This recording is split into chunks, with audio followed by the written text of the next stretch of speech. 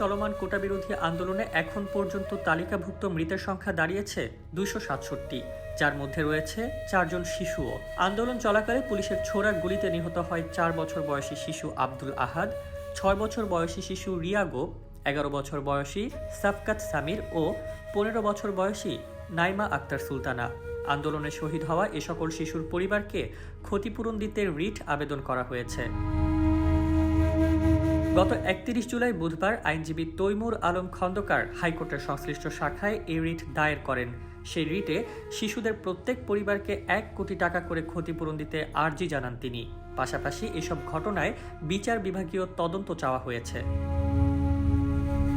গত 19 জুলাই বিকেলে আন্দোলন চলাকালে রাজধানীর যাত্রাবাড়ির রায়েরবাগ এলাকার নিজেদের বাড়ির বারান্দায় দাঁড়িয়েছিল আহাদ। সত্যি আমাদের নিজেদের হোটেল?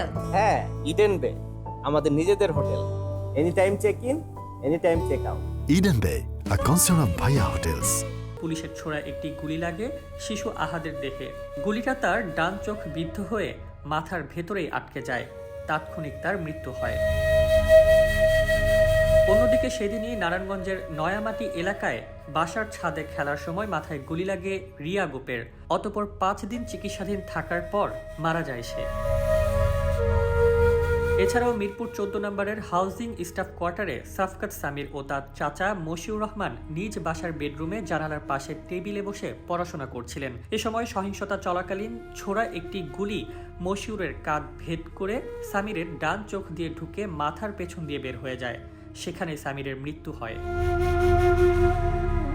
আর রাজধানীর উত্তরায় কোটা সংস্কার আন্দোলন চলাকালীন 4 তলার বারান্দায় গুলিতে নিহত হয় নাইমা আক্তার সুলতানা।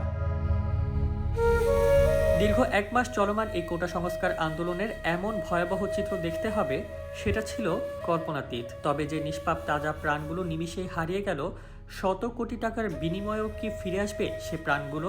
তাদের মা বাবা কি এত সহজেই ভুলে যেতে পারবে তাদের সন্তানদের এমন অকালে বিদায় হয়ে যাওয়ার শোক?